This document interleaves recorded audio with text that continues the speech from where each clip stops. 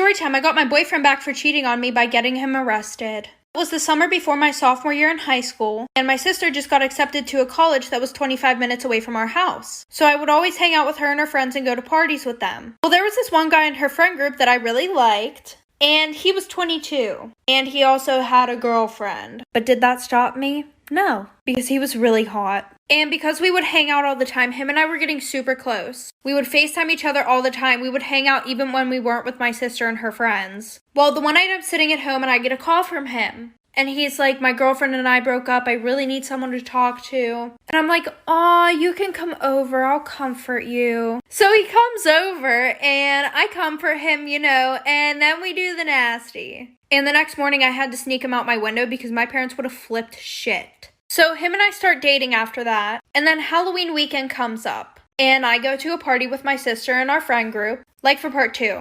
Okay, part 2 about the guy who pretended to be gay in high school to get closer to all the girls. So like I said, we all lift up our shirts, and because we were on FaceTime, we couldn't see if he screenshotted anything. And then the one night we were having a sleepover, and he was really upset that night because apparently the popular boys were making fun of him. Because the only reason why he was gay is because he couldn't get with any girls. So me and my friends thought of a solution, but we were just trying to be nice. And now looking on it, that is the dumbest shit that we've ever done. And we're all like, oh, well, why don't you just say that you did the nasty with all of us? And he was like, well, I don't think they'll believe it, even if you guys said, yeah, you did do it. So we were like, okay, then let's do it for real. So that night, we did the nasty, all 5 of us.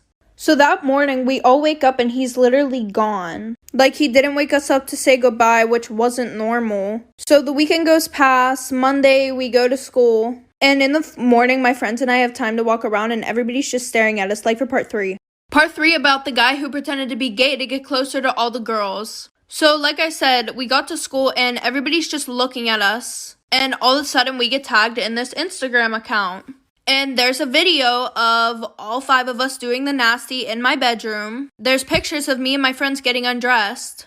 And there's a screenshot of the FaceTime where we all showed our boobs.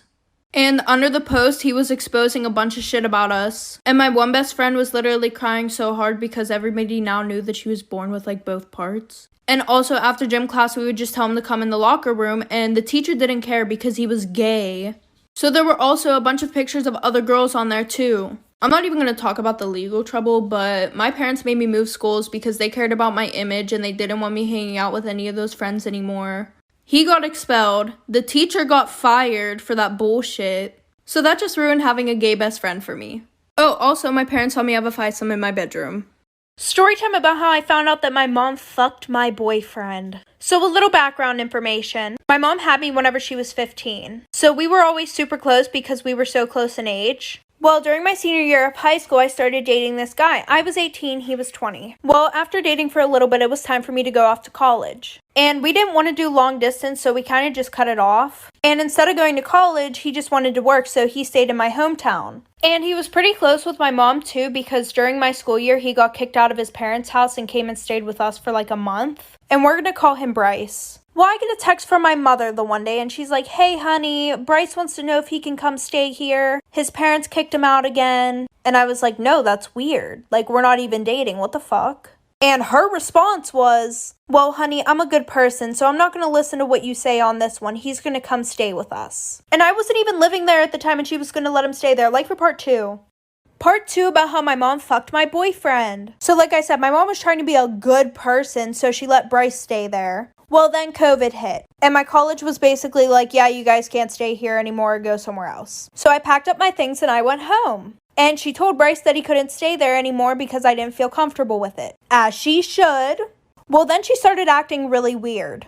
She would leave the house at 2 in the morning and wouldn't come back until 8 in the fucking morning. And the one night while she was making dinner, I saw a text from Bryce pop up on her phone. So I opened it and there were no text messages except one from Bryce saying, I won't, don't worry. But I didn't ask her about it because I trusted her. Well, the one night I was going to a party and I was in charge of bringing the alcohol. Well, on my way to the party, I realized I forgot the alcohol. So I pull up to my house and I see Bryce's truck outside. So I went around to the window and in the living room, I could see my mom and Bryce fucking on the couch. I took a video, put it on Facebook, and after that, she was labeled a homewrecker in my small town. After that, I found out they had a whole relationship. Story time about the girl who was absolutely obsessed with me in high school. So it was my junior year in high school, and I'm just going to tell you guys the first story of how I knew that she was absolutely obsessed with me and wanted to be me. Well, I had been dating this guy for like a month, and I sent him nudes. Well, my nudes got spread around the school, and everybody knew they were mine until this one girl, and we're going to call her Addie, started saying that they were hers. I guess one of my friends was talking about it in class and they were like, OMG, did you hear that her nudes got leaked? AKA mine. And Addie was sitting at the same table and she said, no, those are my nudes. And at first I thought this girl was just trying to be nice. I was like, oh, well, that's nice of her, you know. Like maybe she's just trying to say that so that way nobody will bully me, I guess. Well, the one day I texted her about it. And I was like, hey, like, you don't have to do that. It's fine. I'll take responsibility for it. I did it. And she was like, what are you talking about? Those are my nudes. Like for part 2. Part 2 about the girl who was obsessed with me. So like I said, she basically told me that those were her nudes, even though I took the pictures and I knew they were mine. But I was like, okay, whatever. I'm not going to argue with her. Well, then I get a text from my boyfriend.